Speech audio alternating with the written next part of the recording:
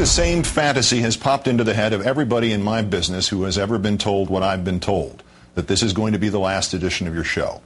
You go directly to the scene from the movie Network, complete with the pajamas and the raincoat, and you go off on an existential, otherworldly, verbal journey of unutterable profundity and vision. You damn the impediments and you insist upon the insurrections, and then you emit Peter Finch's guttural, resonant "so." And you implore, you will the viewer to go to the window, open it, stick out his head, and yell. Well, you know the rest. In the mundane world of television goodbyes, reality is laughably uncooperative.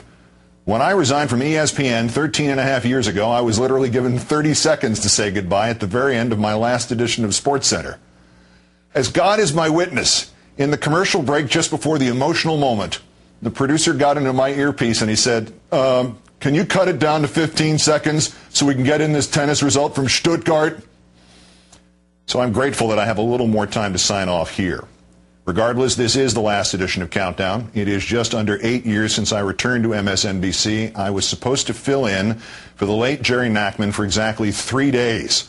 49 days later, there was a 4-year contract for me to return to this nightly 8 p.m. time slot, which I had fled 4 years earlier.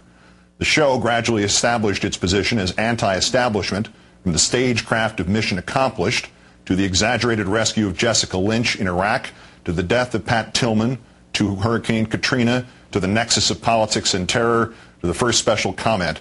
The program grew and grew thanks entirely to your support, with great rewards for me, and I hope for you too. There were many occasions, particularly in the last 2.5 years, where all that surrounded the show, but never the show itself, was just too much for me. But your support and loyalty, and if I may use the word insistence, ultimately required that I keep going. My gratitude to you is boundless, and if you think I've done any good here, imagine how it looked from this end as you donated $2 million to the National Association of Free Clinics, and my dying father watched from his hospital bed, transcendently comforted that his struggles were inspiring such overwhelming good for people he and I and you would never meet, but would always know. This may be the only television program wherein the host was much more in awe of the audience than vice versa. You will always be in my heart for that, and for the donations to the Cranick family in Tennessee, and these victims of governmental heartlessness in Arizona, to say nothing of every letter and email and tweet and wave and handshake and online petition. Time ebbs here, and I want to close with one more Thurber story. It is still Friday.